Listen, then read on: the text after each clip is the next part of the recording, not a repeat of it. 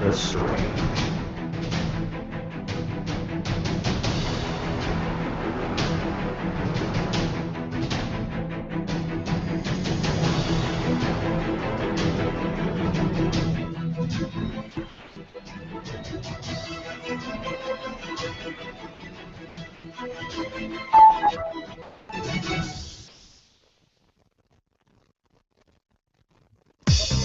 Natural and unexplained phenomena. Spiritual activity. Cryptids. The future and the past. Conspiracies. Beliefs and ancient remains.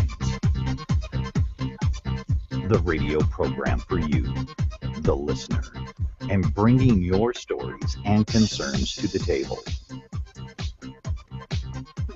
And now your hosts, Dave C. and Brian Anderson.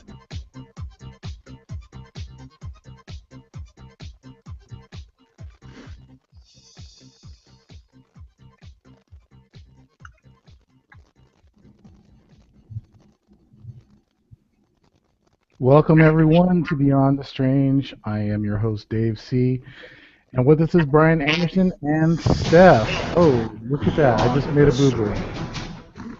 Hang on, guys. I love when I do that on live radio. How you guys doing tonight?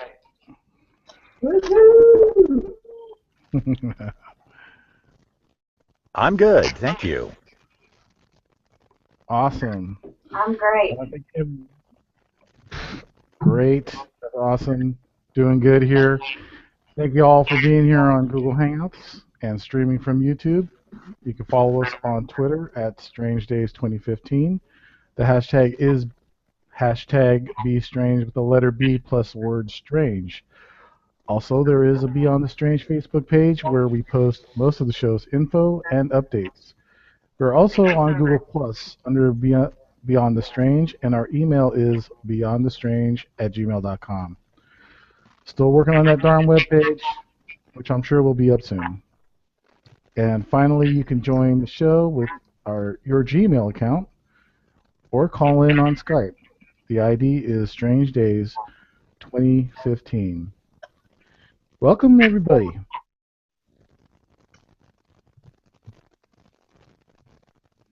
Come on, Dave. guys.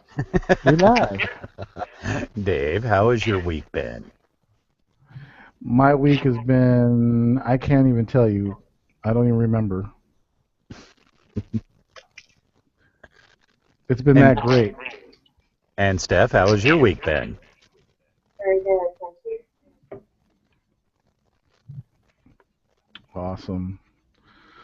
Well, tonight we have open lines, and I just want to bring it up at the beginning of the show that you can join us at Google with your Google Plus account. It's basically your Gmail account.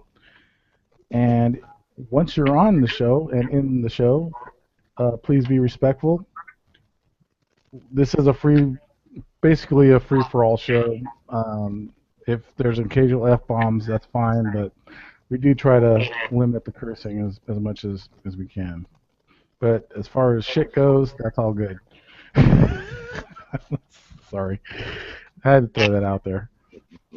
And also, when we are talking to each other, please let us have a moment, a pause at the end so the other person can speak, and let's all be respectful to each other. So, with that, I just want to say welcome again, and let's start the show. Okay, Dave, why don't you tell us what you did on Friday?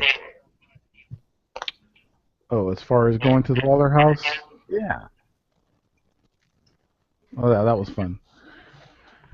Well, I did an investigation out there, guys, and what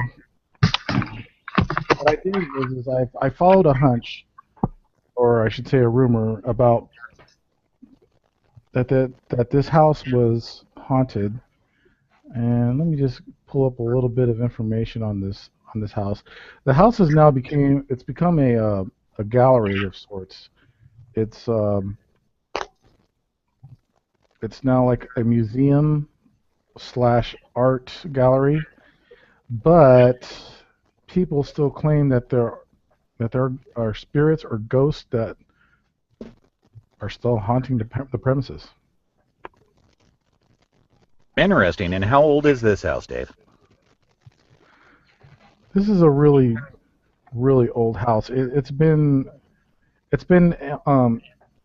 in the not in the same location, but it's been around since the 1800s. And then let me see here.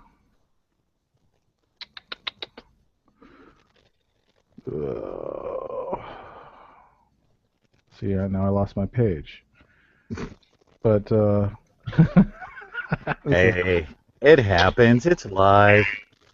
it's live. It's live, everybody. But no, it's basically it moved more recently, and it's now along a marina along with other businesses.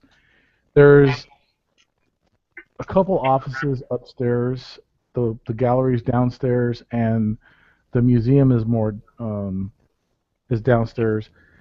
And there's a lot of history that goes on with that house. But as far as I could tell, there wasn't any murders or any kind of violent deaths or anything like that happened. But Okay. there is supposedly a ghost there, and number of ghosts. The ones that the patron, her name is Nancy Ann Gregg. She said that there was a little girl there that appears around an ice statue outside of the premises, and I'm not exactly sure what that's all about. But I do have some audio that I can share. Let me try bringing it up and see if you guys can hear this. You guys tell me. Know that the statue out here, my grandson's Joe Glasslock, so that's his father, the Glasslock sculpture out there, the dancing girl. They say there's a little 7-year-old disabled child ghost that has been.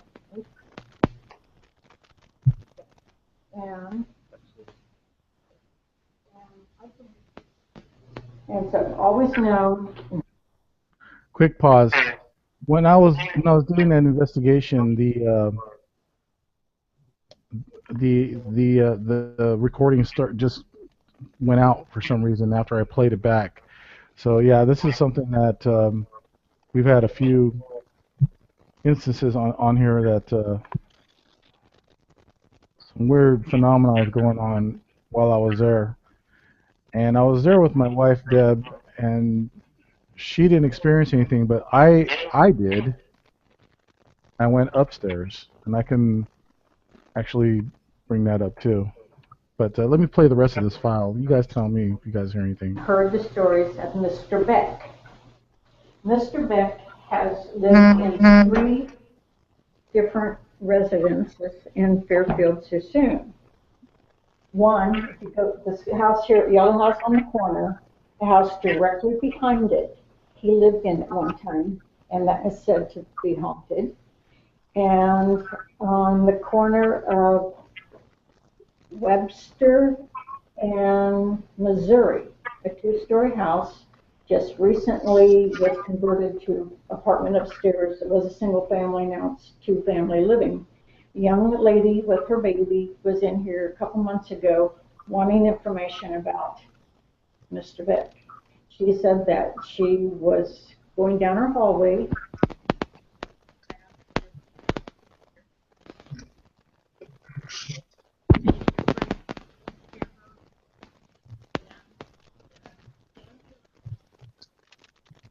Again, like I was saying, this happens on the playback throughout the whole recording, and I can't explain it. Well, we were talking the other day after you got done with this. We were talking the other day, and it actually sounds like a direct short would sound. Mm-hmm. Yeah, it's really strange how that keeps happening. Um, but I did take a couple of videos as well, and they're not posted right now. I'll post them probably tomorrow. But they do show that when I went upstairs, uh, Les thought he picked out that maybe there might have been a shadow somewhere. There could have been an orb. I'm not sure. I've got to go over that video also. But some more. But when I went upstairs, guys, there's a specific part of the second floor that made me feel very ill. And I mean, when I mean ill, I mean I was literally starting to feel like my energy was just drained. And then when I moved over to the other side of the floor, I felt better. But then, and when I got downstairs, I felt much better. In the video, you can hear the patron say, "Oh, I don't go upstairs," and that's where the bathroom is. So I feel bad for her. But yeah, it's like that's how bad it is up there. Now, are you planning on posting these videos after the show on the Beyond the Strange YouTube page? That's correct. I will be doing that. Steph, do you have any experiences with ghosts similar to that?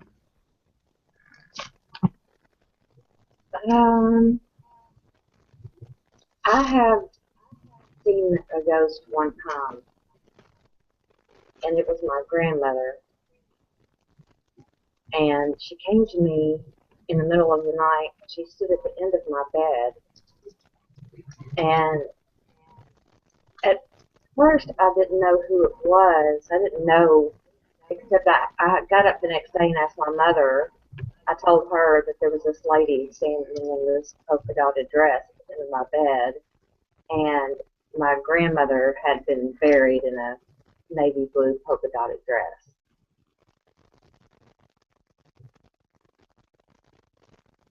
And she was wearing that dress? Yes. Wow. Yeah, that is interesting. Oh, joining us right now is Rick Sinnott. Hey, Rick. Hey, how's it going, guys? Evening, Rick. We were just talking about the lower house, and what I was feeling the other day when I was going upstairs. It was really weird and strange.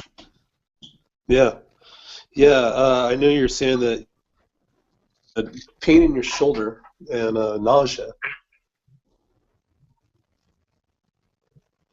Yes, that's correct. Yeah. I started feeling ill, and I did have a pain in my left shoulder.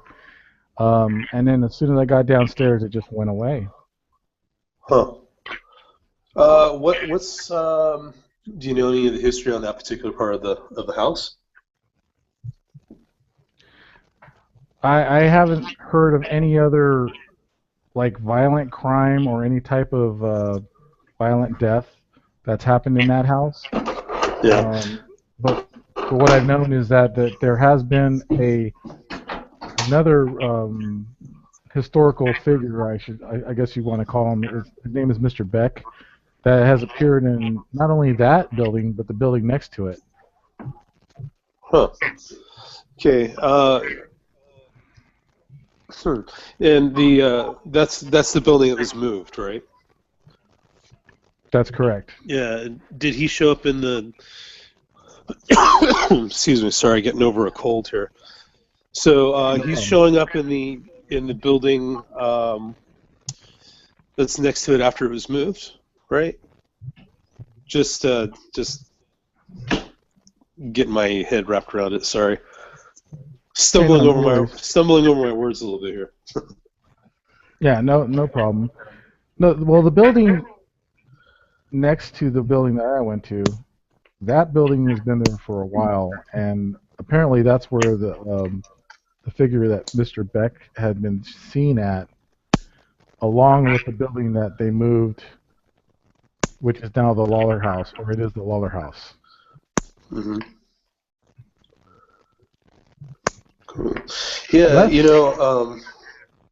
sorry, go ahead. I just wanted to welcome to the show. Leslie just showed up. Everybody. Hey, Les. Hey guys, how you guys doing tonight? Oh, doing good. Good. Seahawks won today. No, they didn't. They didn't? No, No. no, no, no, no. No, Brian told me that earlier. No, we In order- didn't win. Here, let me explain what the Seahawks did. It was Okay. almost there by that much. Yeah.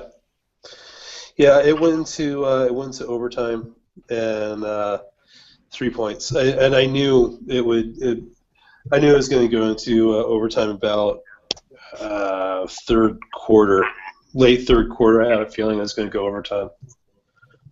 But yeah, a few mistakes on the Seahawks behalf, like Bailey stumbling over his own feet. That didn't help.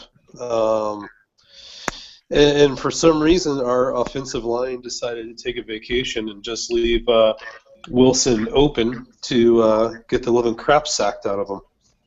I think it was like, yeah, it was like 6 or 7 sacks, something like that. Yeah, I think Oh, it was. no, I think it that's was. horrible. Actually, I think by the time we got done with it, I think it was 8. 8. God. Yeah, yeah. What is that like is that a first week like all-time sacking record or something? I don't know about that, but I tell you, what really came down to was special teams. Special teams, Lockett was doing great. I mean, that guy's insane. I think special teams did the most scoring in that game. I mean, just running back a kickoff or a punt for a touchdown. Hey guys, let me jump in real quick. I just wanted to remind everyone that when we talk, let's give ourselves a pause and let the other person finish what they're saying. Probably like a 1.5 second pause, and then let the other person talk or jump in, just so we don't step over each other. Sorry. No, I didn't say you did it. I just wanted to remind everyone. That's all. And what is that noise I keep hearing? Someone's like cutting their nails or something. It sounds like someone's cutting their nails. Yeah, it does. I think Rick just got busted. That's coming over loud and clear. Unprofessional. Oh wow, yeah. Well, I didn't. You cannot think this- groom yourself on the air, Rick. I'm sorry. That is like, Well, you know, I didn't know how sensitive this microphone was. Oh my god! Oh my god! Well, you know, it just goes to show you, you know, how relaxed people are with this show. There we go. organic is the word of the day. Or what? Yeah. Organic. Or No, there we go. oh, I do have a quick announcement, by the way. I want to announce it on the air right now, everybody. We have a new member of the Beyond the Strange crew. We have a new producer, Steph. Cool. Hello, Steph. Welcome, Steph. Yay! Bravissimi. I'm so excited I can't stand it. It's all good.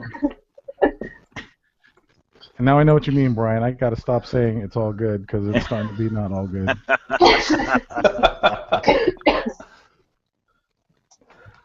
Oh, looks like Goddess Central has joined us, and so has Gunny. And hello to Ryan.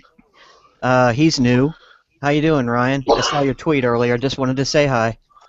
Hello, Hey, everybody. Ryan, how's it going? Whoa.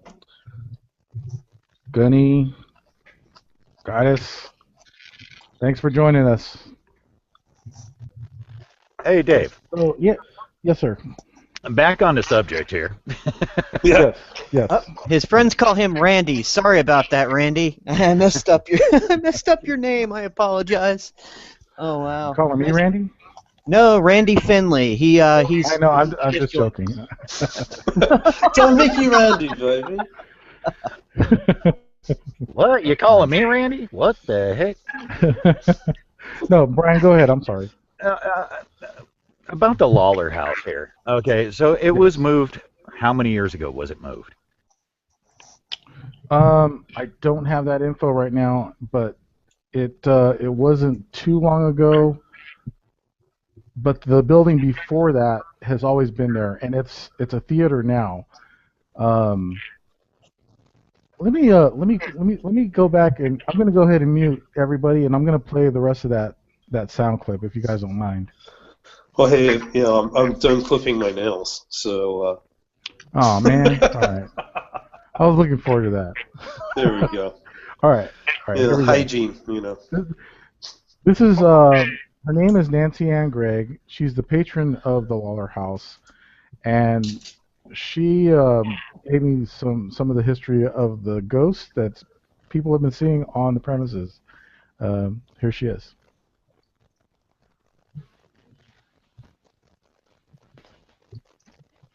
The ambulance used to be in. Was a friendly ghost, and one of the female paramedics said that she by the bed so that they can jump in. She said she got everything all ready, went to the bathroom, and came back, and it was all mixed up.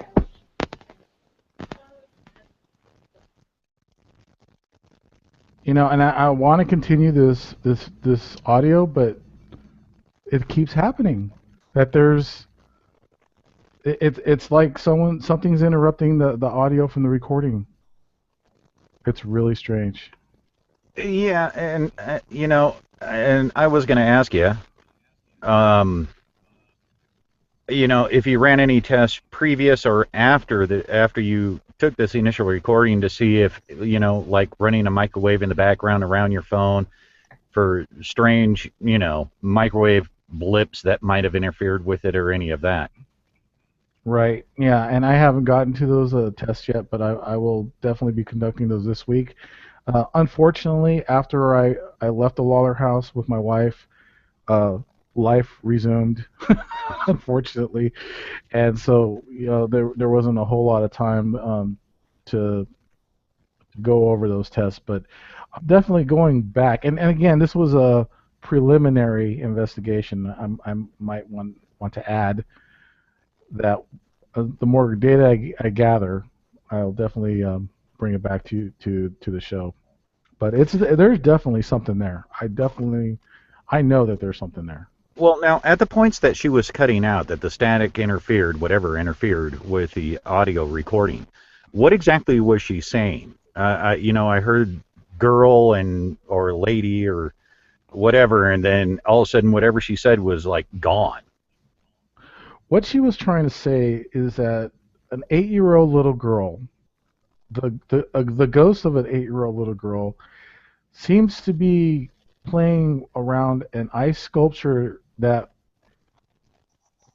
it's not really ice, but it's a sculpture. It looks like ice, but the sculpture that is outside of the building she's been seen around that sculpture, along with an older man by the name of Mr. Beck, who is one of the founders of Solano County, where I live, and along with also with another figure named Robert Waterman, who I believe is not a very good person.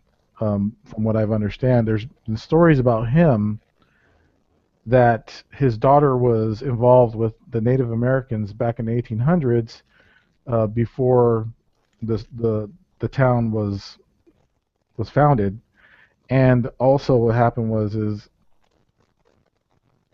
he definitely did something bad with these Native Americans. He pretty much just hung them up and strung them up. It is supposed to be believed that the trail that is also named after Robert Waterman, they call it the Waterman Trail, is haunted with these Native Americans. Now, I kind of wonder if maybe this is a residual haunting, or because since the house just got relocated not too long in the distant past, if possibly these are just residual hauntings and aren't really interfering in any way, that I can tell. That anybody else can tell either. Have you heard anything, or did she tell you anything as far as them interfering with, the physical realm, other people? As far as I know, that it is these two figures that have been seen on the premises around the Lawler house. There is a walkthrough with supposedly a haunting of other ghosts, and I plan to coordinate with the person and go on that walkthrough along with some other tools. And I'd like to actually bring on Les and Rick after the break. We could talk about certain devices, certain tools that go along with ghost hunting. All I had with me was my phone. I took some videos. I used my recorder on my phone, but I didn't use any apps or anything like that that I can remember. And I would really love to get their feedback on what kind of apps to use and this and that. But this is Beyond the Strange. We are here with Brian Anderson, Leslie Johnson, Rick Sennett, and Stephanie, our newly appointed producer. And we are going to take a short break. So you guys, please stick around. We'll be right back.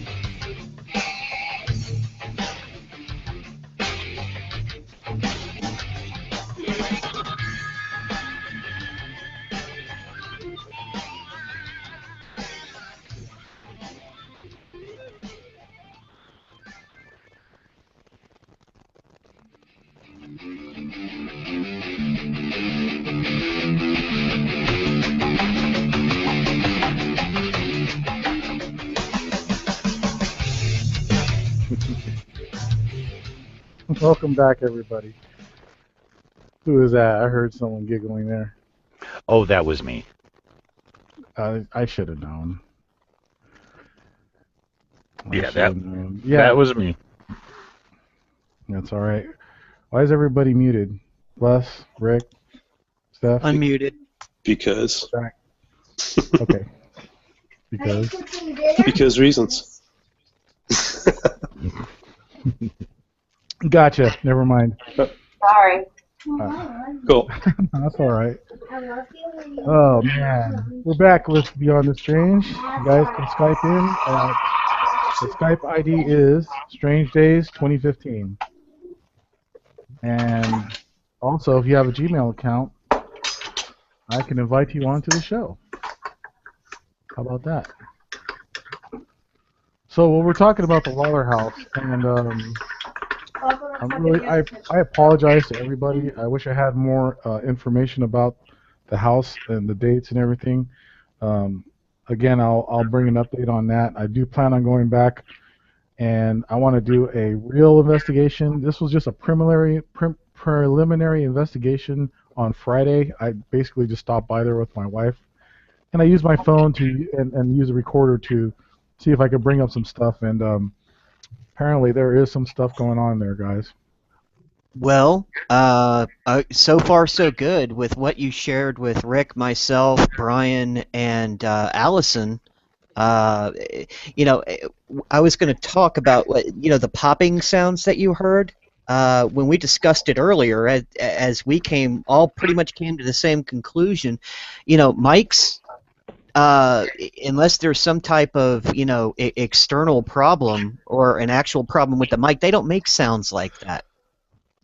Mm-hmm. No, well, it usually happens like if there's a short. That's how you'll get a mic to pop. It's like if there's a short. A good person to ask as well is Jimmy Church.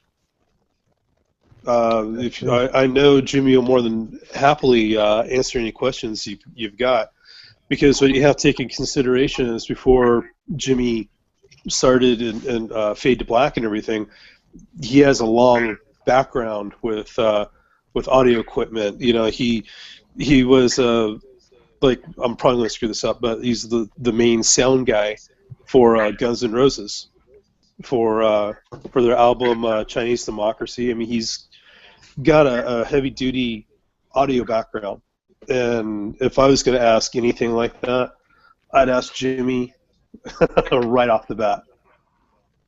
You're not half bad either, though, Rick. You've been doing music for a long time yourself.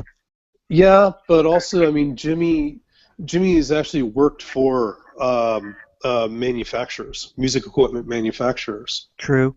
You know, and where I'm good because I was a semi-pro musician, Jimmy was the real deal. And I mean, that's who I would defer to, would be Jimmy. Yeah, but like with any microphone, though, any microphone we're talking about, unless you break the diaphragm in some way, exactly, or you have a direct short in the circuitry, mm-hmm. it shouldn't cut out like that. Well, like we were talking about in our conversation Friday, it's in a known good, functioning cell phone. And the electronics, the way it's designed, is going to be completely different than a typical microphone. Well, that's true. Yeah, and if I'm not mistaken, I'm not really all that savvy with cell phone, with the way they're built, but I believe the microphone it uses is the same microphone you talk into for phone calls. Yes, I would imagine that it does. There's not a separate mic, so yeah, it would be the exact same one. So if you're able to make phone calls all day long and not have any popping or any problems like that, leads me to believe that it's a known good functioning microphone, and there shouldn't be any problems like that. So it's odd. The way it was popping, it's not a software oriented problem either. Well, that's what I was about to say. I'm sorry. Sorry, Brian. Go ahead. No. Yes, go ahead, Les. Let's go ahead. Les, go ahead. Oh, I was just going to say, just when, Brian and Rick were talking about it, if you make phone calls all day on that thing, Dave, and you've never had any popping issues, I don't see why you would all of a sudden have popping issues with just the mic, or recording something, in your direct area. Because, any good microphone, if you're, I can listen to my wife talk to her sister and hear her sister over her half the time. Correct. That's how good the microphones and the the earpieces are in an Apple and an iPhone or in a Droid. Oh, yeah, Right. hell, I'd like to- you guys could hear me clipping my fingernails with the headset microphone. Yeah, yeah. Rick? But I would like to point out that, and you're right, Les. I have used that microphone before in recordings over half an hour or 40 minutes, and I never got those kind of noises or that type of deadening or muting of the sound to where it seemed like it was being suppressed, and that is where that's what I don't get. Steph, do you have anything to say on this issue? I mean, can you bring something to the table? Have you had any kind of EVPs or any sort of thing like that happen? No, I haven't had anything like that happen, but I often go into places and feel sick like that and cold. Oh, interesting.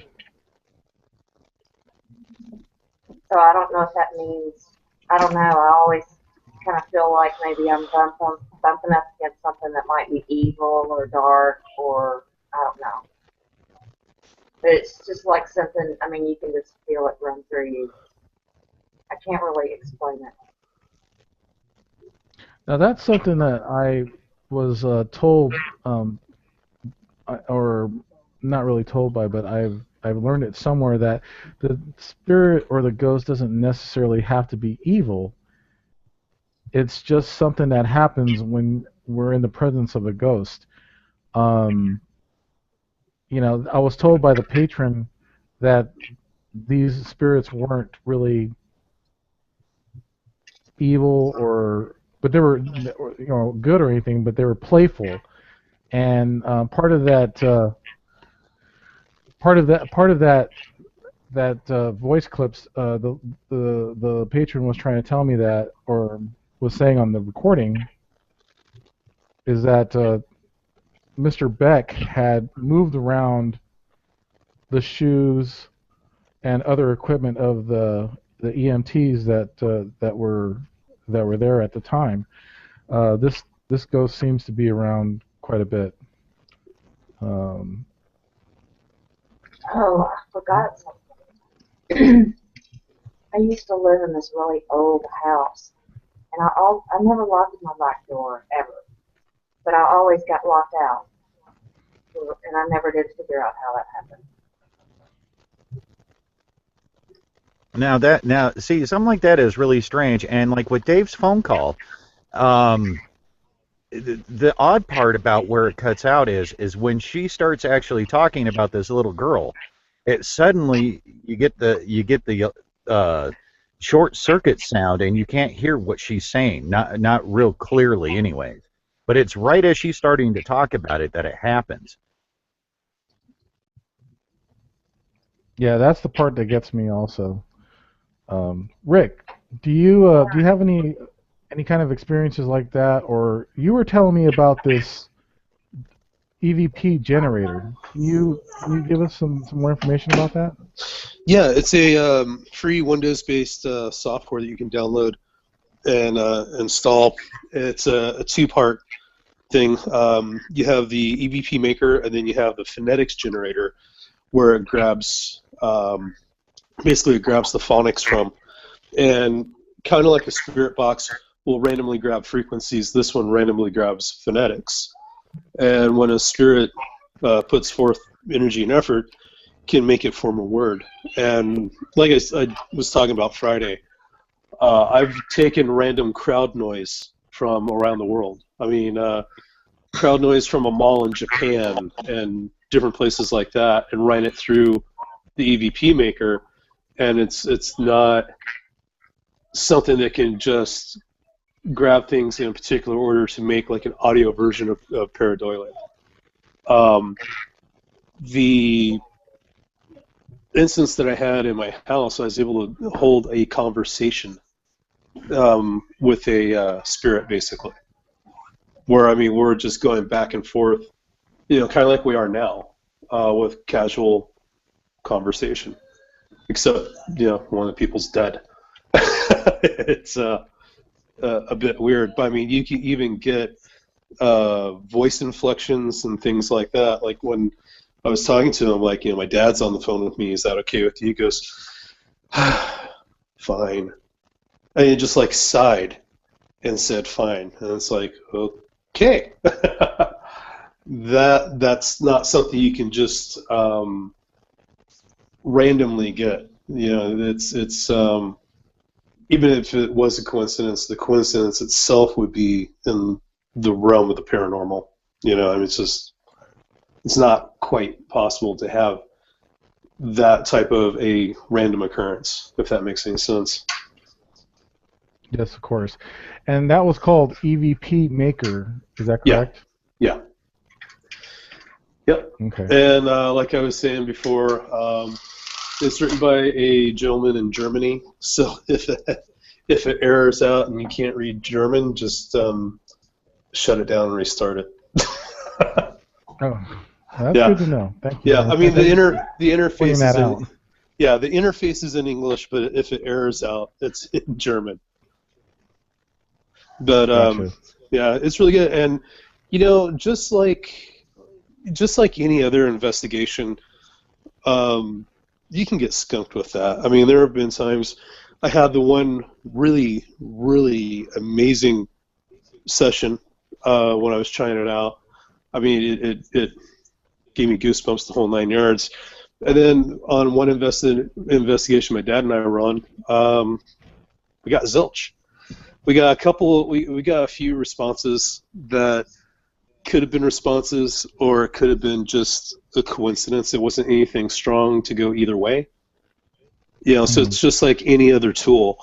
What I was going to tell you earlier is, you know how we were talking about the do-it-yourself spirit box? Yes. I don't know if you remember that. Okay, the guy, I'll shoot the video to you because I don't have just like a list of parts. But he's pricing it at about $600. I think he could do it a little bit cheaper. But if you go online and even if you go to Amazon and you look for an SB7, the spirit box, you can get one of those for like a third of the price. You can get them for like $150, $200.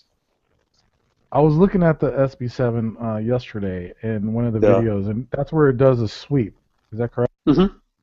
Yeah, it'll go through and it'll do a sweep between AM and FM bands, and it'll sweep like oh man, I think it's like 60 channels in a second, something like that. You can adjust it. Wow. Yeah, I mean it does really super fast scans, and with that one, if you get a response that's multiple syllables in the same voice, you've definitely contacted something. Hey, Rick, I got a question. Yeah. With the phonetic generators, now, do you need an external microphone for that? Do you need a mic like off your laptop or your phone, that whatever you're running it on? Do you need a microphone? I wouldn't think so, considering it's already got the phonetic alphabet in there, right? Exactly. In fact, how I use it is I don't have a microphone hooked into it at all. Because, and it was funny, when I was first testing it out, my wife was calling shenanigans. She's like, no, this is too easy, too convenient. It's too good to be true. You know, I call BS. And I told her, I'm like, look, I'm asking questions. I don't have a microphone built into my laptop. I don't have a microphone connected to my laptop. I'm not typing in questions. I'm just standing here letting this thing do its work, asking it questions into the thin air, you know, and through the magic of you know, computer crap, it's shooting me relevant answers to my question, intelligent responses. And yeah, that was one of the things that I had to go through and double check, because my first go with the E.B.E maker seemed too good to be true. I mean, it was creepy. Yeah, well, I remember, I mean, and this is just me going off of memory, I remember back in the day when EVPs, when they were actually first talking about EVPs, and this is way back in the 70s when they were talking about this. Yeah. For recording on magnetic tape, trying to get something onto magnetic tape, not using an external microphone in their recording. Yeah. And now everybody's using these microphones and everything, and and microphones are kind of a dual-edged sword when you use them. If you get what I'm saying. Oh yeah. Well, I mean, it's like if you look at ufology, if you almost every single camera you have now is digital, but digital cameras, no matter how good the resolution is going to leave artifacting. And that's just what it is. And so when you blow it up, eventually it's going to pixelize. Yeah, it's going to pixelate, and then now you're left with a square. And what do you do with that? There's nothing. Yeah, and you can. I mean, unfortunately, it's what we live in today. It's not like analog, analog film. But here's something really cool though. You can still get Polaroid cameras, and you can still get the film for it. And anybody who's listening who does investigation, I highly encourage to just shell out the money. And yeah, the film is a lot cheaper than just grabbing stuff off your SD card and tossing onto your computer. However, if you take a picture of a UFO, you take a picture of a cryptid, you take a picture of a ghost, if it's on that Polaroid instant film, how are you going to manipulate it? How can they argue that you manipulated it? Exactly, and that's the whole argument. These days is that, almost everything that's done is digital now. Mm-hmm. And analog, it's very, very hard. Wow, you okay? Oh, who's sorry that? About Lynn from Oz has joined us. I've been meaning to announce that. Lynn, thanks for joining us. You have a question? Hello, my favorite Australian. Hello, kids. How are you? Love you, Lynners. Hi. Lynn, are you feeling any better? Yeah, I'm getting on top of it. Still not 100%, but getting there. Really interesting listening to you guys this afternoon here. Cool. Hi, Bob. Hi, Bob. Hello, Bob. Yes, thanks for joining us, and we appreciate you being here. Thank you very much. You had a question for Rick? No. I'm really listening. No, I'm enjoying the conversation. Those spirit boxes are pretty cool. Yeah, there's quite a few different models, and they range in prices. And looking at the do-it-yourself things, yeah, if you're an electronics geek, fun, but it can end up costing a lot of money. And you can pick up a spirit box, $150, $200 American. So. Yeah, they're expensive little doodads. I went on a ghost tour of the Bendigo jail, and I took my nephew's movie camera, and while I was there was a voice underneath that said something about what did it say?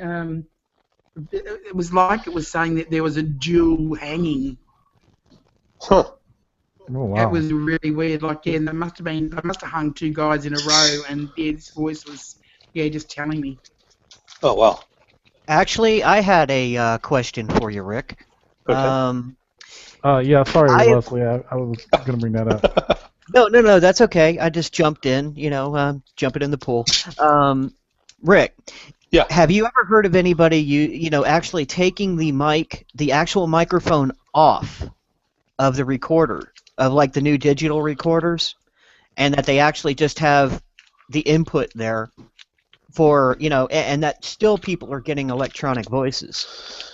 No, and here's the trick, and this is something I was going to bring up.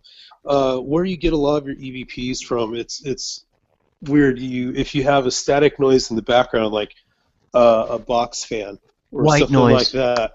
Yeah, if you have some sort of repetitive, predictable white noise, it makes it easier for a spirit to be able to do an EVP, is what they've found. And I think in how Brian was mentioning analog before, Right. the reason I think that you're able to capture it on analog without a microphone is because you have that natural analog hiss. And so you have something there, even though you don't have a microphone. Well, it's magnetic. Well, yeah, but also you have that analog hiss, and so it's got like its own built-in white noise. Okay. And I think that might be because digital, it's just pure nothing. It's that's all you got.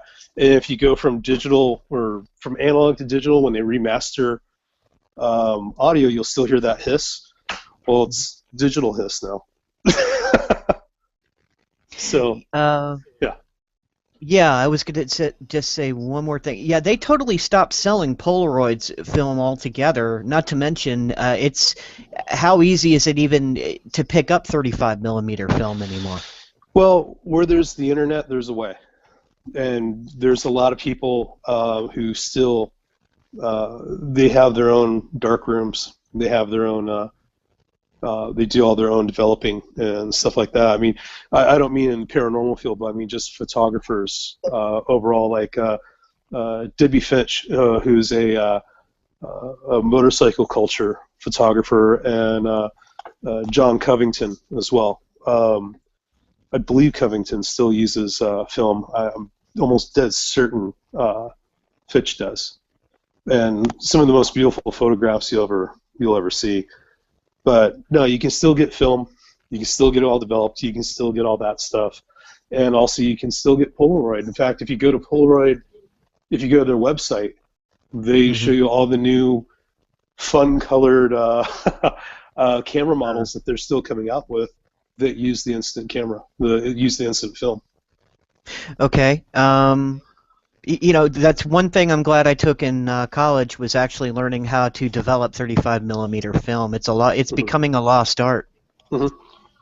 Yeah, in fact, a lot of times, sadly, if they catch you, if they see you're buying a lot of emulsion fluid and the chemicals that you use to develop film, sometimes, depending on how much you get, they'll investigate you for a meth lab. Because those are some of the same chemicals. Wow. So yeah, it's no longer somebody has a hobby of photography. Oh, it's Breaking Bad, and you know, we got the next Walter White on our hands. But yeah, you can get all that stuff still, and I highly encourage it, especially anybody in the paranormal field. Yeah, it's a lot more to deal with than just like, you know, having a good charge on your battery and pointing and clicking and that's it. But it's much harder to fake 35 millimeter. Exactly, and if you're looking to for veracity in your evidence, you know, the effort is worth it.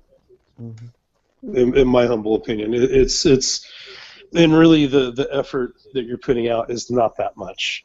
But I guess in today's standards of instant gratification, it's asking a whole lot. Well, no. Oh, sorry. Go ahead, Lane. Because I go to a lot of camera clubs, and there's still a lot of people who, here in Australia anyway, who still develop their own photos. Yeah, exactly. And anybody out there can set up. In fact, Les can vouch for this because he knows how to do it. But you can set up your own dark room in a small closet. You could even make kind of a portable dark room in a way, from what I understand. Yeah. My grandfather used to have one. Wow. Well, Pretty cool. Well, not only that, I mean, you still got the negative. So there's your proof positive right there. When you have, you're not only producing the photo colored copy of it, but you have the negative. And yeah, there's ways to tweak a negative in the processing phase. But, you know, if you're a solid individual, you're not going to do that, and you've got the proof there on the negative. Well, and also you can see if a negative's been tampered with. That's true too. You know, that's the thing. If you take You know, I mean, for example, the Solway Firth spaceman, Kodak still has a reward out for anybody can show how that was duped. You know, Yeah. and it's been yet to be collected. And see, the Solway Firth case was in what, 1963? Yeah, but it really looked like a woman with a necklace. They look kind of like a guy in a beekeeper outfit. A really Yeah. buff dude, you know, looked like a buff guy but actually, you know, it just kind of dawned on me. If you look at the Solway Firth spaceman, and remember how everybody's talking about I don't know how the hell they got to this conclusion, but supposedly the Antichrist was hovering above Los Angeles, but it actually looked like the Mitchell. Yeah, that but was you know the flying humanoid. Yeah, Sorry for but jumping in there, but yeah. no, but I mean, it looked like the Michelin Man. Stay Puft Right. Marshmallow. Yeah, he's a Stay Puft, sailor. We'll Marshmallow, take him to and the Michelin city. Man. Yeah. Yeah. But if you look at the hovering humanoid and then compare it to what we have of the Solway Firth spaceman, they look kind of similar. I'll have to It's compare funny those two. because they are very much the same. We are speaking with Rick Sennett, Leslie Johnson, Lynn from Oz, Stephanie, and Brian, and me, Dave C, here on the Hangouts on Beyond the Strange. We're going to go ahead and take another quick break, and when we come back, we are hoping to get some people on open lines.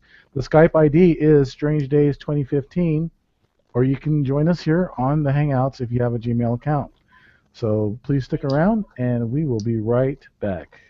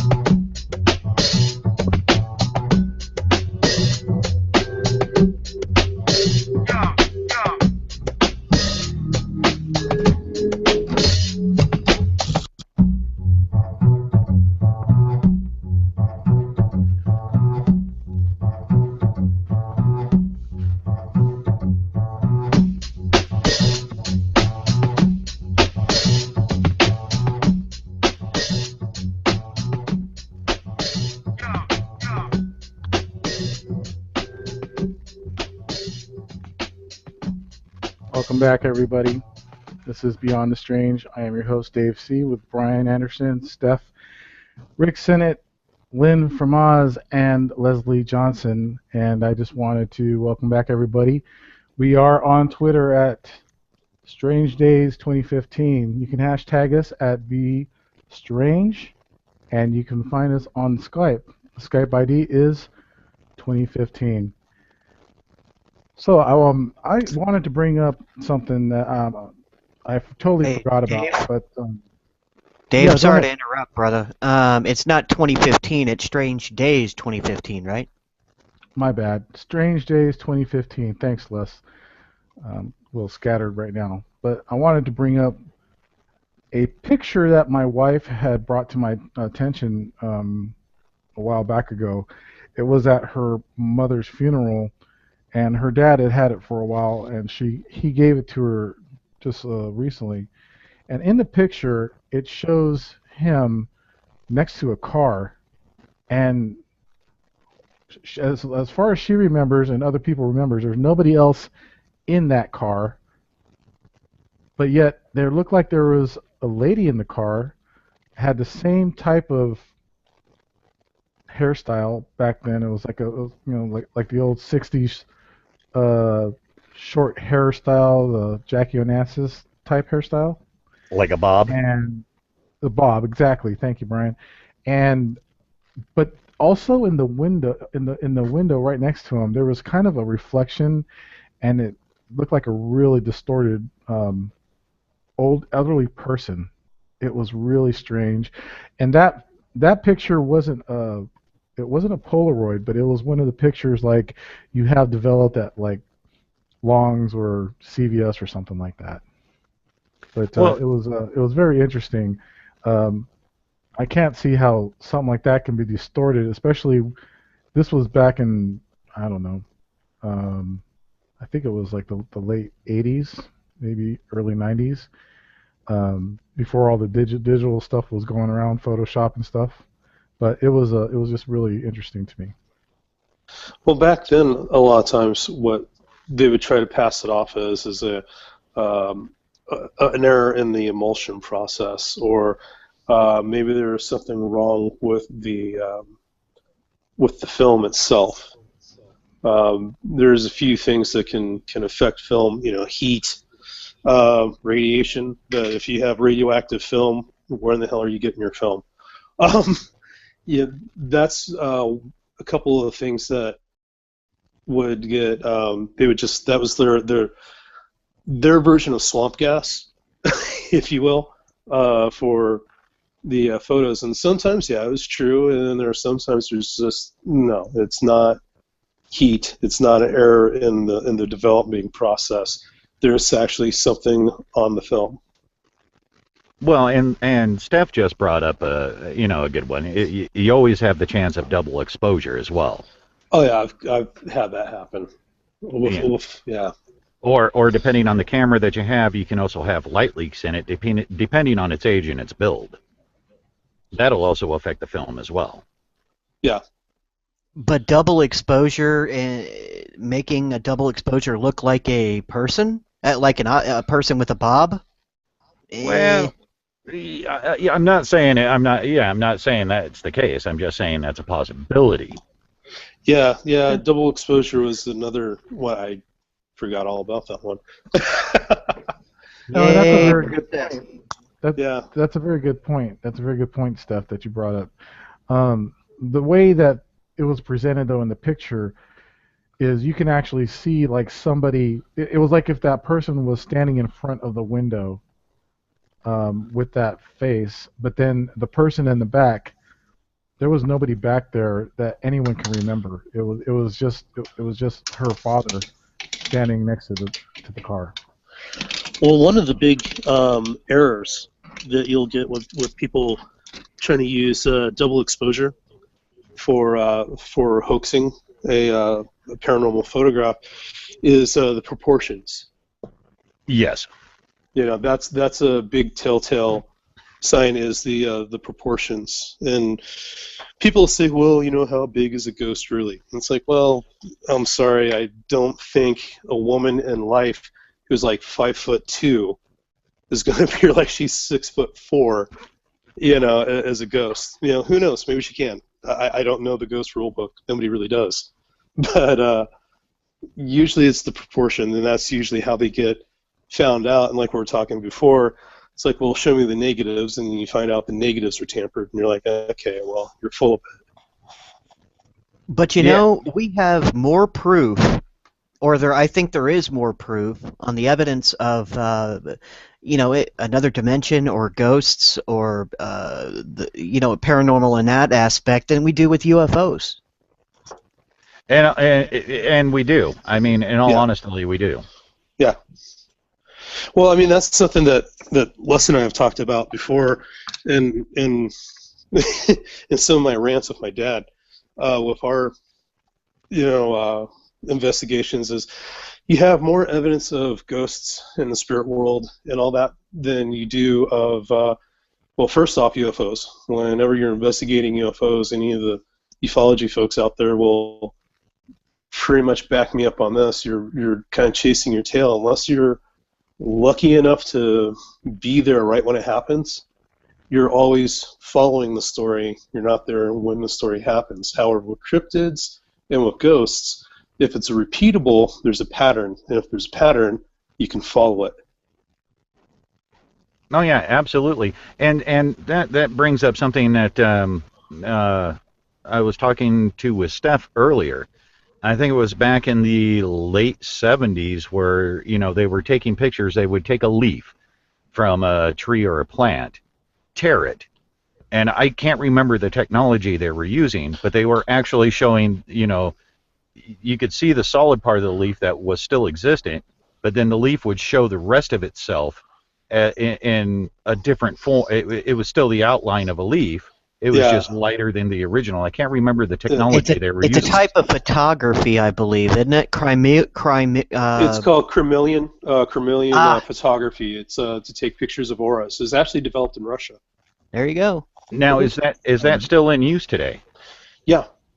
Yeah. In fact, if you go to, you'll see people taking pictures of auras and stuff like that at psychic fairs. Absolutely. They still do it today. Yeah. The photos they're taking aren't as good as like the heavy duty where you have the plate that you take. But I mean, they've taken pictures of, say, somebody who lost a finger. They'll take a picture of their hand, and you'll still see the aura of the missing digit. You know, that's where they believe phantom pain comes from with amputees. There's an English teacher, a friend of mine was telling me about.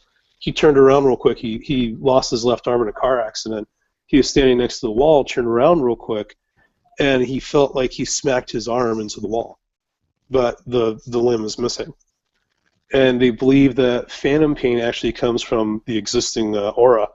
In fact, Reiki therapists are trained that when they do like a massage therapy, even if the person's an amputee and they're missing the limb, they follow along as if the limb was still there. Well, it's energy, and if you believe your energy is still there, why not?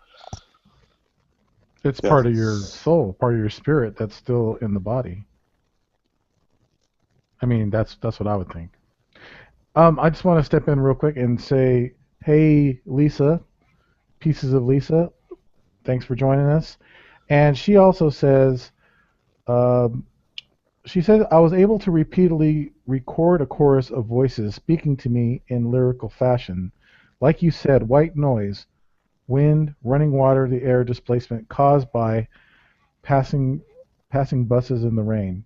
Electric hum were all adequate conduits. I'm still looking for the tapes. Cool, I'd like to hear that. There's a lot of that phenomenon. Yes. I'm sorry, go ahead, Rick. Oh, no, I was just saying I'd like to hear that. Lisa said she had a lot of tapes when we discussed it on Twitter. She sometimes will leave a tape beside her bed, and it'll pick stuff up. I'm not going to say more than that because we've talked about this on Twitter, but I think she would best explain the stuff that's happened to her.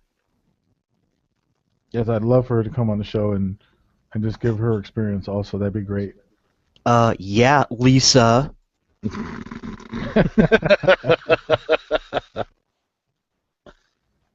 Get on in here, girl. Lisa, that's an open invitation. Feel free. Yes, that is an official open invitation. Skype Rick, much? Strange Days, uh, 2015. Lisa, now there you go. That's the correct ID, by the way. No pressure.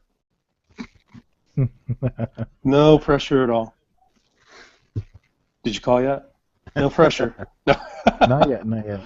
You'll hear the ringtone. I have it on. I don't care. That's Dave's way of saying YOLO. Yeah, exactly. But no, this is all fascinating. I definitely next time I go on a investigation, if you will, I plan on first of all bringing a crucifix. Just kidding. But definitely bringing some more equipment like a video camera, or I would love to get one of those what were those called again, Rick? The SB7 Spirit Box. There's that. The Ovulus is Ovulus X. Yeah, the Ovulus is another good one. You can still find Ovulus 2s, which is the older version, has a smaller word bank, but you can find those for fairly inexpensive. Another thing that would be good, that I still need to pick up myself, but you can get them for like $20-25 off of Amazon, is a laser pointer temperature gauge.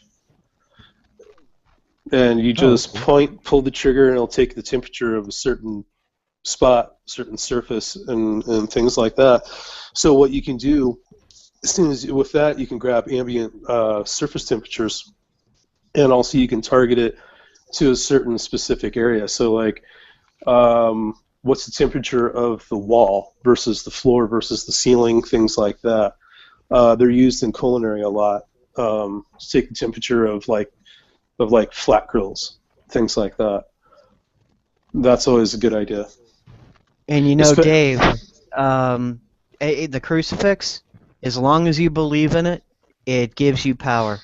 That's all that matters. That's why I always carry my whoopee. Yeah, I know. I was just joking, but actually, Les, I wanted to ask you a question. Shoot. Why would I feel ill? I mean, can a spirit or a ghost actually drain a person of their energy?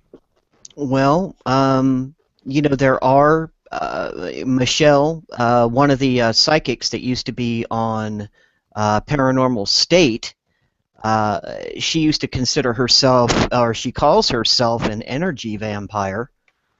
She can literally drain the energy, and on that same thing, the same type of technology we were just talking about that, you know, basically follows your biofield, or that can record your biofield. They can take a picture before and after and actually see a puncture where she pierces your electric field and drains your energy. As far as you feeling sick, it could be a lot of different things. It could be you might be certain EM fields might make you feel sick if it's got a high electromagnetic signature in that particular area. If it's high in quartz, if it's it simply could be, you know, you felt something. It seems a lot of places that have had either negative or, you know, it could even be positive. You know, things happen in them. That energy stays. And a lot of times people can feel it, and a lot of times people can also feel the emotion of what happened there as well. So it's not, it's not unheard of what you were feeling at all. Well, I mean... No. Sorry. Go ahead, Brian. Well, I mean, you know, we give off bioelectricity, which is just a electromagnetic field.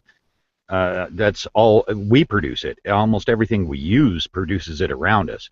And like with a lot of places that have a high electromagnetic field, depending on how sensitive a person is, it gives them anxiety, makes them feel ill. So my question is, what exactly is up on that third floor? What was it used for? Were there offices up there? Did something happen up there? Did something happen in that spot? It You know, wasn't another exactly. thing. Go ahead, Rick. I'm sorry. Oh, I'll I give was, my comments after you're oh, done. sorry. No, I was going to say another thing to keep in mind is that the human brain runs off of electrical impulses.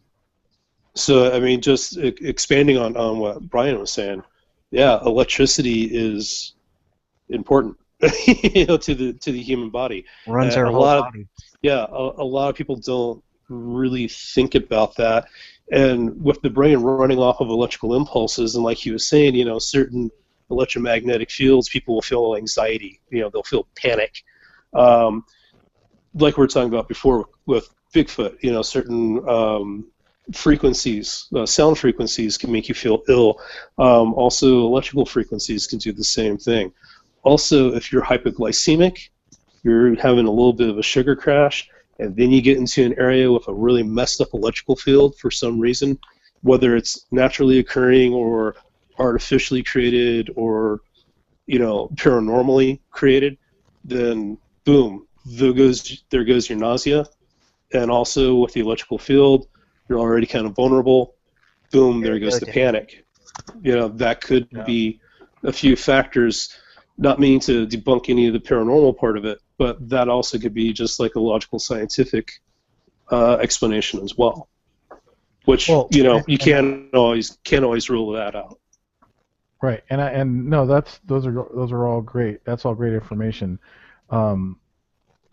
The thing that I have to say about this, and to wrap up the Lawler house and the visit there, is yeah, I see those paranormal shows, also those reality shows, and some of those people have talked about how they get ill and this and that.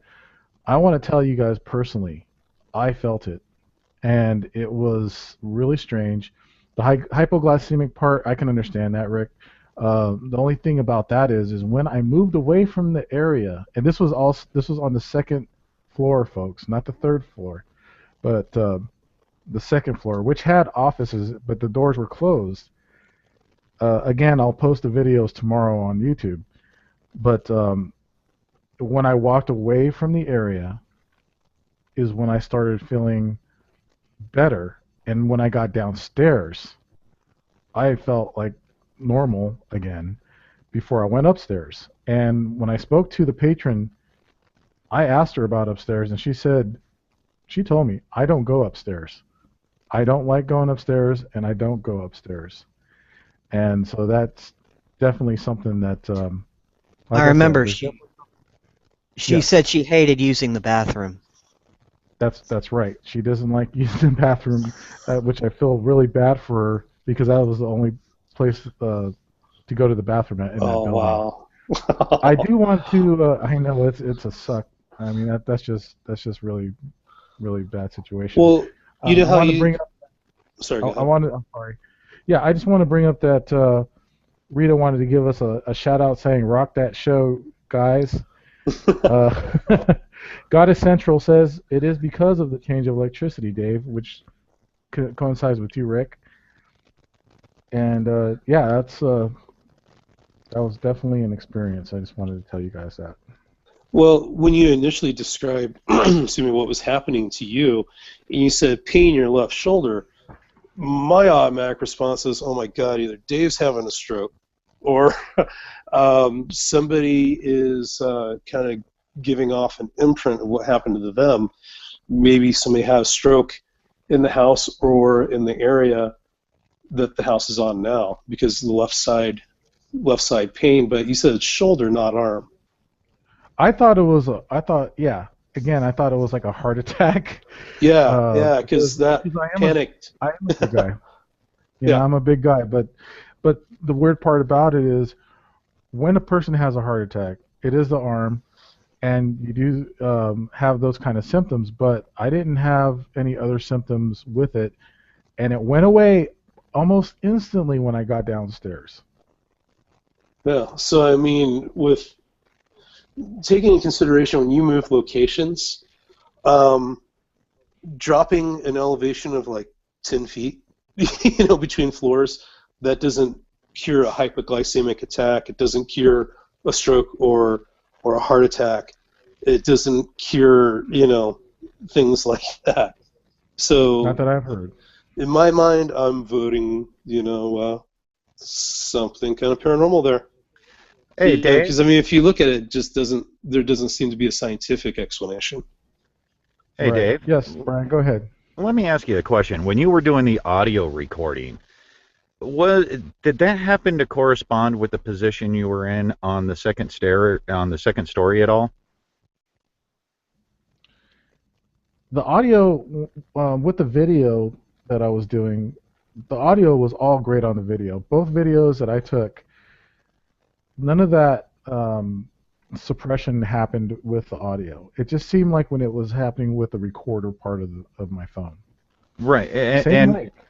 Well, okay, obviously you took the audio recording on the first floor, yes? The audio recording was on the first floor. Now, Yes. now compared to the first floor to where you were standing at, where you felt this pain, where you actually took the recording at on the first floor in correlation, as were they roughly in the same vicinity? No. And Oh, okay. Alex, let me explain. So in one room is where the patron's office is, and that's where I spoke to her. And that was the recording where it started sounding like it was muffled for a little bit, and there was something going on with the recording. After I took that recording, I switched to video and I started going upstairs, which I have to go out the door, up the stairs, and to my left, and go down the hallway more. So it wasn't like it was like right above it or anything like that. It was very far away from where I took that recording. But I understand what your question is. Yes. Okay, yeah, I was just wondering because, sometimes in these instances, with an energy fluctuation like that, usually, because floors, wood, all that good stuff, they're not a barrier to an energy at all. They're not. I mean, they're a slight barrier, but not a big one. They're not. Wood's not an insulator by any means. An energy pulse can go through wood. You would need metal to stop an energy pulse, which is why I was kind of curious whether or not they were kind of in correlation to each other, like if you were underneath exactly where you were standing when you felt the pain. Right. Yeah, and it wasn't just the pain. It was the ill feeling. Like Rick would say, like Rick was saying, it would be like a hypoglycemic type description, where you just have lots of energy. You feel sick. You're probably sweating. You might feel nauseated. It was something like that, but again, it was like instantly moving away from that area. I felt better, and I can't really explain it. Dave? Go ahead, Les. Yeah, I was wondering if we've had some new people join us, so I was wondering if you could replay the audio portion where the popping happens. Sure. Let me go ahead and do that. Thank you. And if you guys want to comment or anything while I pull this up, go ahead. And I just want to again say this is Beyond the Strange. We're talking about the Lawler House, my preliminary investigation. We're here with Brian Anderson, Leslie Johnson, Lindsay from Oz, Rick Sennett, and Steph. And I will be right back with that. Let me go ahead and see if I can bring that up really quick here. This is the first clip that I have. Know that the statue out here, my grandson's Joe Glassoff, so that's his father, the Glassoff sculpture out there, the dancing girl. They say there's a little 7-year-old disabled child ghost that has a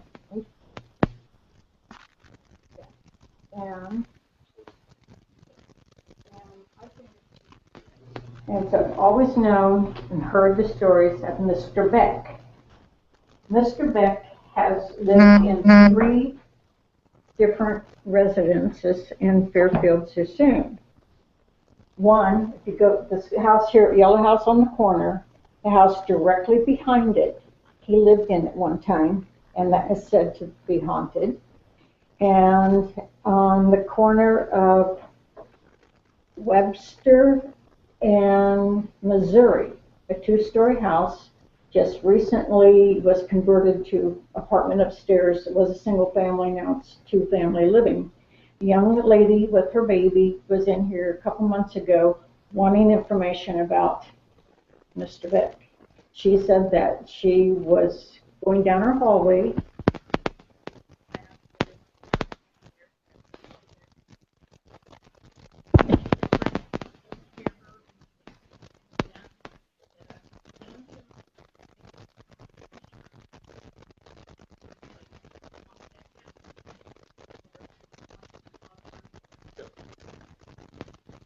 Down the street. It used to be medic ambulance, used to be in it. Yeah, we know that. And now it's the insurance. But there's stories from the ambulance people talking about that Mr. Beck was a friendly ghost, and one of the female paramedics said that she by the bed so that they can jump in. She said she got everything all ready, went to the bathroom, and came back, and it was all messed up.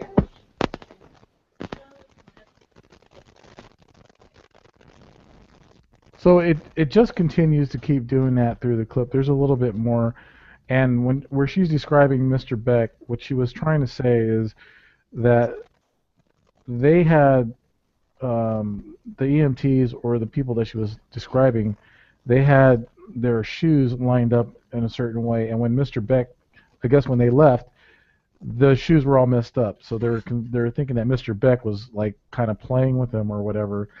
I don't know if that was a friendly ghost that I encountered, but it didn't feel friendly. Well, I just want to remind everyone that when you hear all that popping, now this is a regular telephone. It uses the same, when you talk to somebody 24/7 on it, it normally doesn't make popping sounds like that. Am I?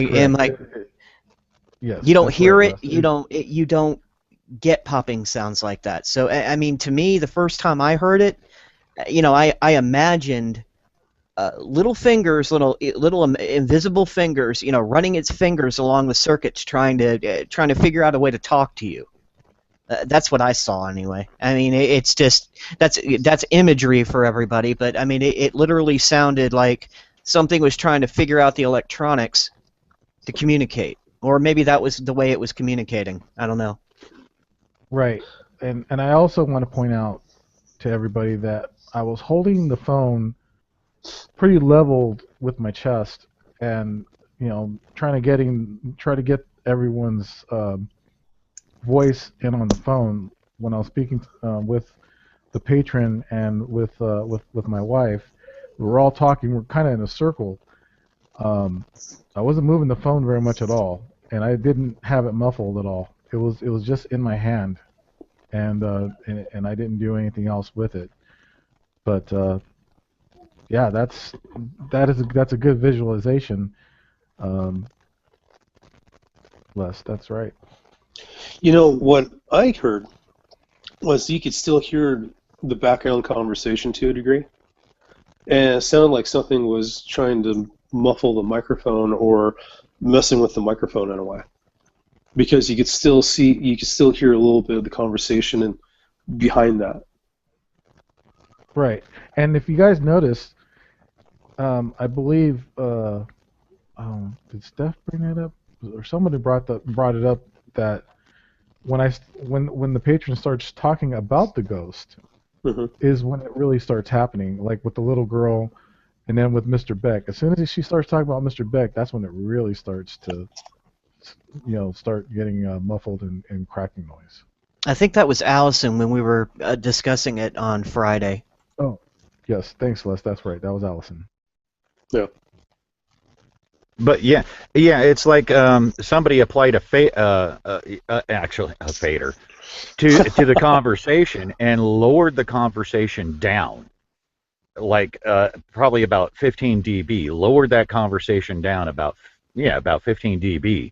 Yeah. And then you hear that, and then you hear what sounds like a short circuit, and almost, and it's not a rubbing sound. You can tell it's not a rubbing sound, but there's something there over the top in between the clicking. Yeah, Rick, didn't you say that you actually heard a whisper of something? I thought I heard some whispering in the background when he is going through a tour of the house, and some of it was actually breathing. To be honest, I think it might have been Dave's breathing. Okay. But yeah. It's a sensitive microphone, so you can hear fingernail clippings. Right. But yeah, exactly. So Well, Rick, let me ask you something I really did quick. identify. Okay. I'm sorry. I'm sorry. I'm going to interrupt. Oh, I no, was that's just cool. going to ask you if I were to send these files, I got 2 of these audio files. If I was to send them to you, would you be able to, I don't know, strip them apart, do something with them to where you can use another, or even the E.B.E maker, and play it against that, and to see if possibly we can get a message out of that or something. If there's an That's just a thought. underlying voice in the hertz and in something we can't hear, in other words. Exactly. Yeah. Senseless, yeah. Well, with the E.B.E maker, it doesn't work like that. I It's just a threw real. that out there. I wasn't sure. Oh, the E.B.E maker, it's a real-time thing, just like an SB7 or like an Ovilus. Go ahead and send it to Strange Happenings Investigations at gmail.com. That goes to both me and my dad. Oh, that'd be great. Yeah, we can definitely rip that apart. I got another week off before I have to start going back to a full-time job. So the sooner the better. That way I can get more time on tearing it apart and seeing what I can find. All right. Yeah, I'll try to get those to you as soon as I get, maybe tonight or at least by tomorrow afternoon. You can expect an email from me. We are Beyond the Strange, and we are talking about the Lawler House. We're talking about ghosts. We're talking about everything paranormal that comes up. And we are here with Brian Anderson, Leslie Johnson, Lindsay from Oz, Rick Sennett, and Steph. And we're going to take our last break, and we will be right back. Thanks. Stick around.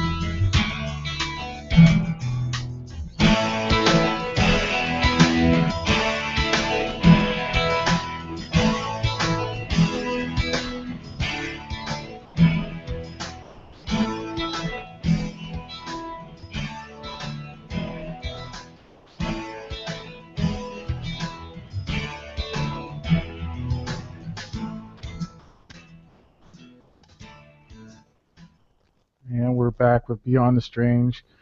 You can follow us on Twitter at StrangeDays2015. Our hashtag is BeStrange.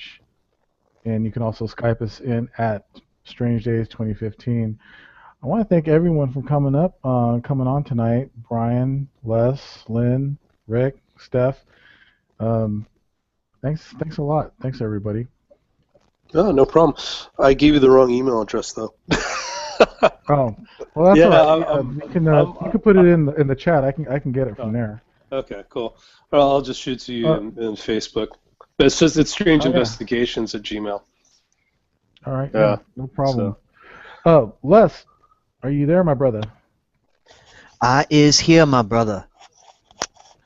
So, you have something you want to share?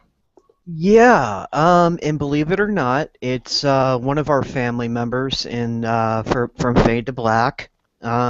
Kat posted some sounds near her house, and you know, I have not torn it apart yet. Well, I don't mean tear it apart, but I've listened to it 3 or 4 times, and it sounds like a Bigfoot howl in the background. It could be a possible red wolf, because I know they live in the Louisiana area.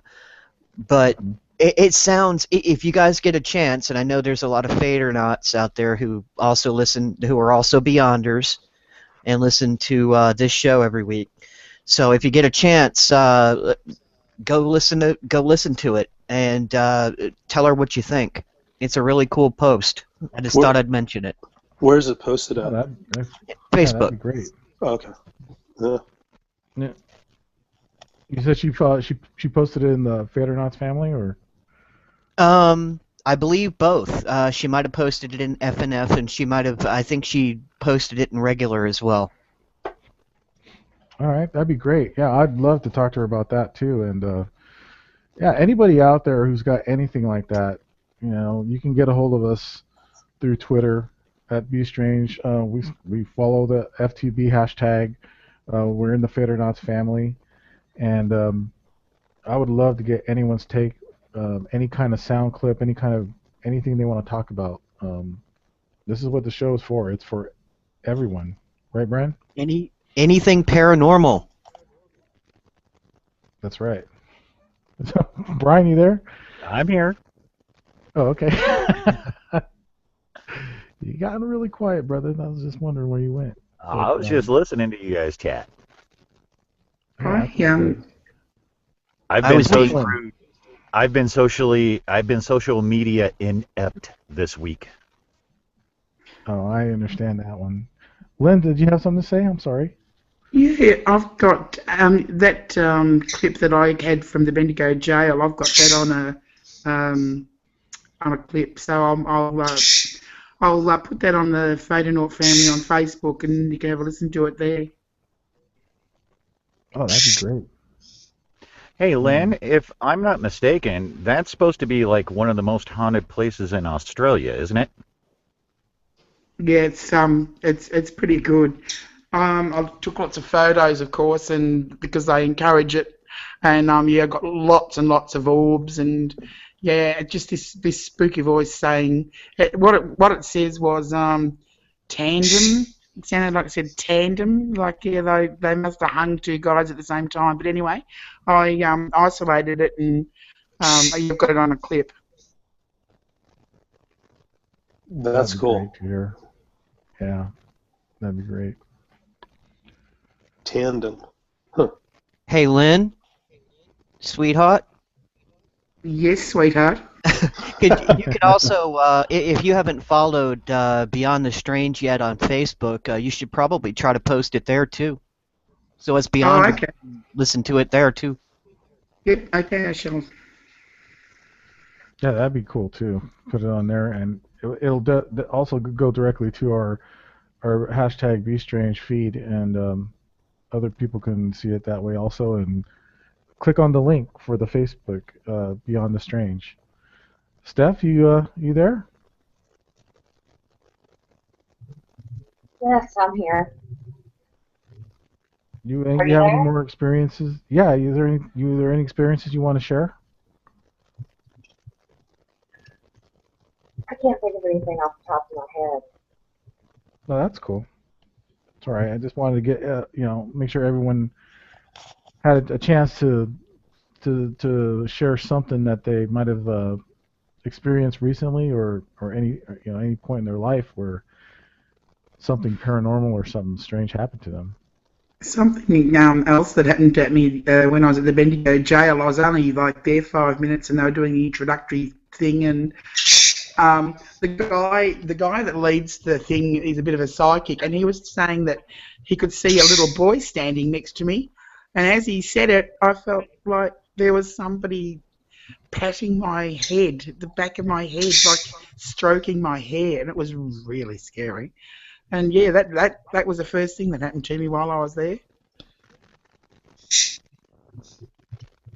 Wow. You know what? I've seen some of your hair colors, and I could believe a spirit from long ago would be stroking your hair, going, "Is this real? This is amazing." Dude.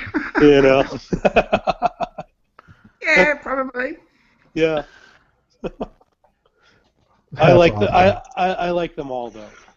At one point I had my hair blue, so no, I totally dig it. But yeah, if it was a kid that passed away in the 20s, and here he sees cotton candy pink or really vivid purple, he's probably looking at that going, "Whoa, what is this?" Yeah, I think That so. is awesome.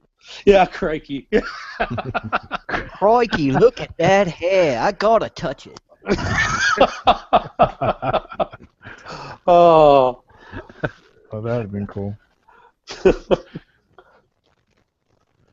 Oh man. I mean, I've had other encounters with ghosts, but not like that one.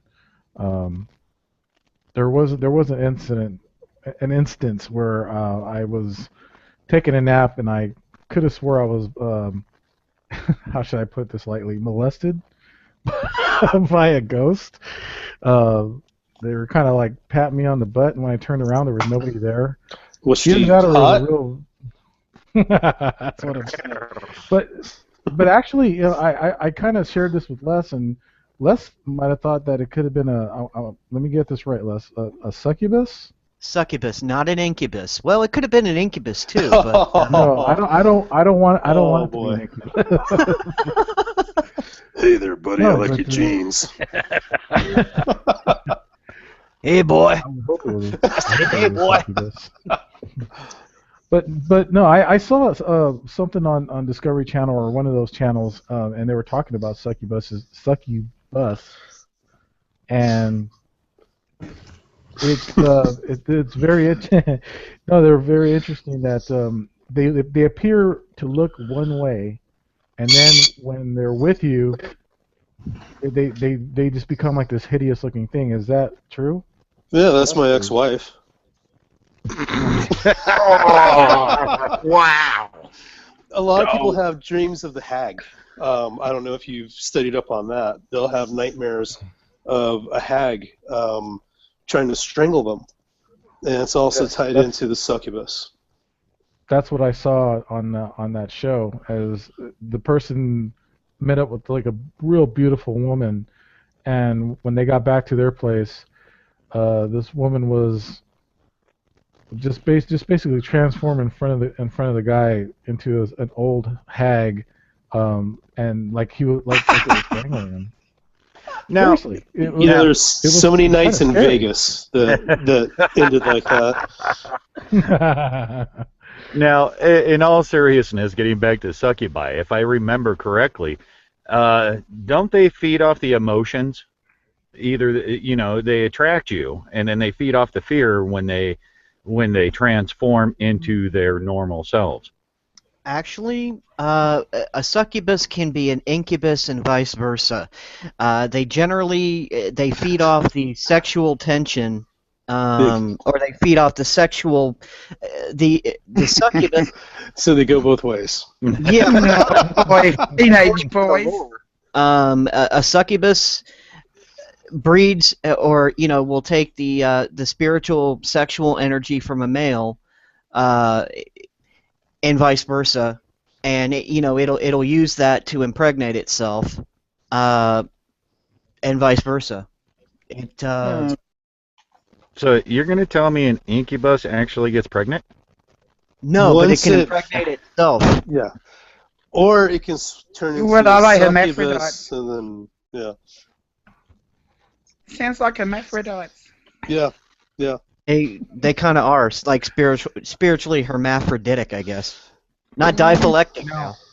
You know, I've never known even the most serious investigator. It's very difficult to not go into locker room humor when it comes to this subject. So, to everybody listening, I apologize.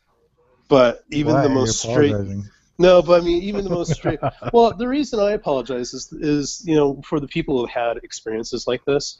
They've had a traumatic experience, and they hear us joking around about it. And so in a way, it's kind of demeaning to what they went through. So I mean, I'm apologizing, but please also understand, everybody who's listening to this. It's right there. It's like, Animal House, Caddyshack type humor, and sometimes the tension breaker needs to be there. Yeah, exactly. I No, just take wanted it to. serious. We definitely take the subject serious on the show, and this is just light humor. But yeah, like what Rick is saying, it's definitely it can be a serious situation if somebody has encountered these type of beings. What happened to me could have just been a stupid dream or whatever. But I'll tell you, I thought I felt someone just smack me on the butt, and when I turned around, they were gone. And they gotta be damn quick too, because I would have been chasing after them. But Well, Guy? especially when female investigators go into prisons, they'll get manhandled like that. They'll get molested like that. And get groped and so on and so forth? Yeah. Oh yeah. Well, yeah. I think that's just horny prisoners, though. I have shared a few photos on my Facebook page of this lady here in Bendigo. Her name is E.B.E Scalia, and they're one of the filmmakers. She does a lot of crop circle things. She's been to E.B.E.'s house and filmed there. They say that E.B.E.'s property, I think she's on like 10, 20 acres or something, and they say that her property is a portal to the spirit realm and also ETs. And E.B.E can take a photo with anybody's camera, and there will be orbs everywhere. And she's got a couple of she's got a personal Facebook page and one that just dealing with all the stuff that happens at her property. And there's you can see angelic beings, and there's just the weirdest things come out on film. So that's E.B.E Scalia on Facebook, and yeah, it's just incredible the stuff that she's got. She's accumulated over the years. Has she had high strangeness like at Skinwalker Ranch? Because I know Skinwalker is a smorgasbord of the paranormal, kind of like he said he is. However, Skinwalker is a very negative experience. Is it on the negative side, or is it on the positive side of the spectrum? More positive. More positive. Okay. Yeah. Some of the beings that you get, that have come up on the film are just incredible. Cool. Now, Cool. let me share what Gunny shared on Twitter. He says he had a job cutting grass in a cemetery when he was a kid. And he says he could feel the presence of souls watching him.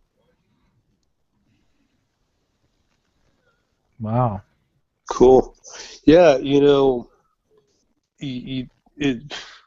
sometimes Wow, you can Gunny. just feel it. Yeah, sometimes you can just feel it. There's a reason that Well, that- people can feel somebody staring at them. You know, it's a primal defense mechanism. So if something is there but you can't see it, more than likely you'll probably still feel it staring at you. But Oh. wouldn't it almost seem like it would be up to the spirit or the ghost to let themselves be known? I mean, my father has passed on, and I've always wondered if he was around me or anything like that. But I've never felt, again, like I said, like that, like the other day, where I started feeling something, and I've never felt anything like that when I ask, "Hey, Dad, are you around?" or anything like that, or even at a funeral or at a cemetery.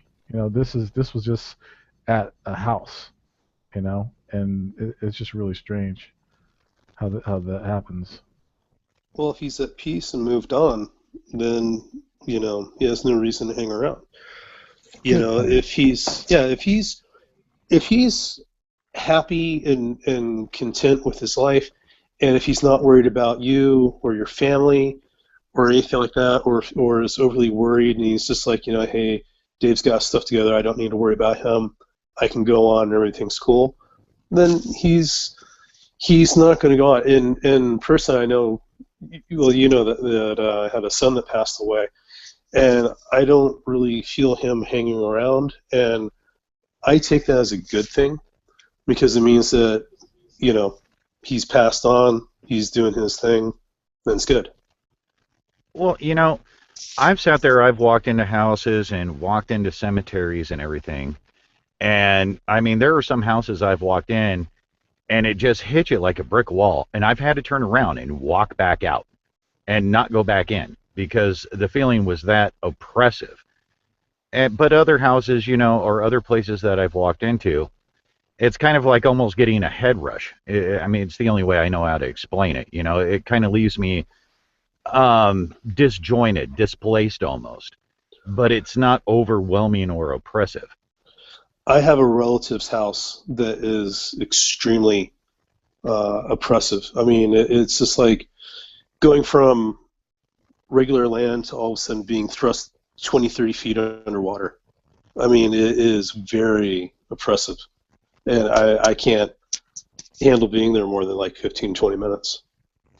Yeah, it's just one of those things I've always experienced, with walking into places. And sometimes they're not even brand new. A lot of times they are brand new. Or not brand new houses, but places I've never been before.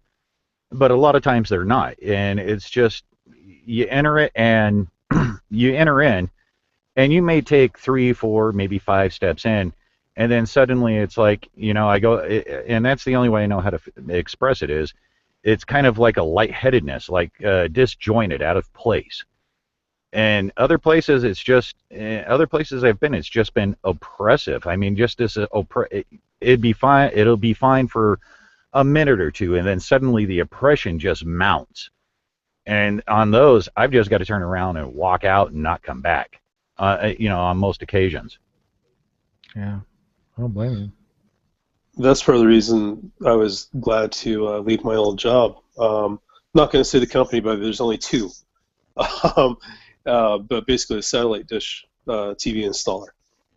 And Right. Some of the houses that I go into, I mean, you walk in and it's hard to do the whole entire customer service thing, smiling and nodding when you walk into that house and it's completely screwed. Yeah, you just walk in, you're just like, hi, how's it going? Oh my God, get me the hell out of here.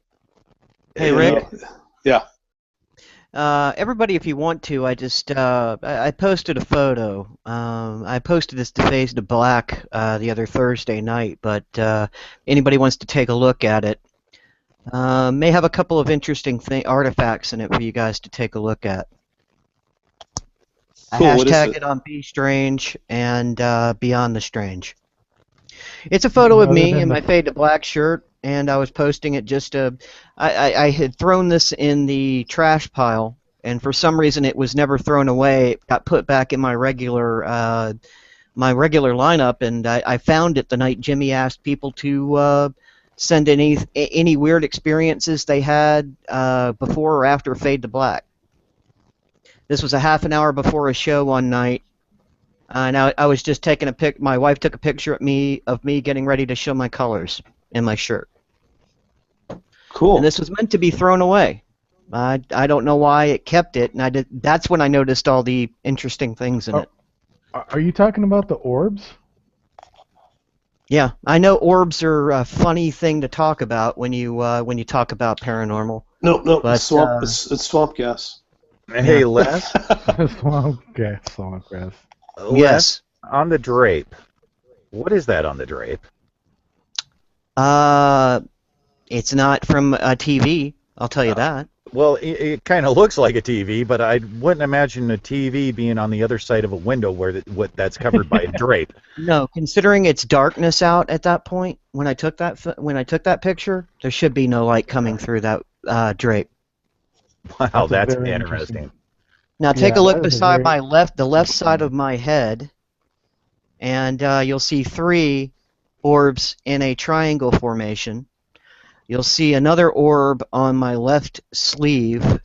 You'll see another one on my right sleeve. Now Rita's the one that found all these. She found a bunch more that I didn't even see. There's supposedly one next to my right ear. Yeah, you guys can see that on the hashtag BeStrange or on the hashtag FTB. This picture of Oh. Les, it's very interesting. You can definitely see Not these on orbs. FTB. It's on Beyond Strange, or Okay. hashtag Be Strange. That's it. Well, we can also You guys put it are on making me hashtag pull out my FTB. laptop. Yep. Well, guys, it's that time already, man. I can't believe how fast this show just goes, man. It's ridiculous. Yeah, except I wanted to ask Brian more questions. Well, we can keep going, after the show. But Les, Rick, do you guys have anything you want to say before we go? Just good night. Thank you very much, dude, for having us on, Brian, Dave, and Steph, my princess. Thank you very much for having me on. You have a good night. Hey, And we appreciate it. just thank you guys again. Thank you very much, and thank you to all the Beyonders and the faders that listen. And pretty soon, once everything gets straightened out over here, me, my dad, and Les are going to have our podcast called Shift. Right on. Yep. Okay, I'm looking forward to that. Yep. Shift happens. Shift happens. There you go. Yeah. Nice, Lynn. Thanks, Hooroo Lynn, for from joining us. us. Thank you very much. Steph? Thanks, everybody. anything you want to say? Right on. Brian, anything you want to say? I want to thank everybody for coming on tonight. It's great having everybody on this. I mean, it really is. And for everybody that's listening out there and tweeting and doing everything, thank you very, very much. Yeah, we love it. We love you guys. Thanks, Beyonders. Thanks, Faders. Till next week, we'll see you then. And remember, be strange. Thanks, everybody.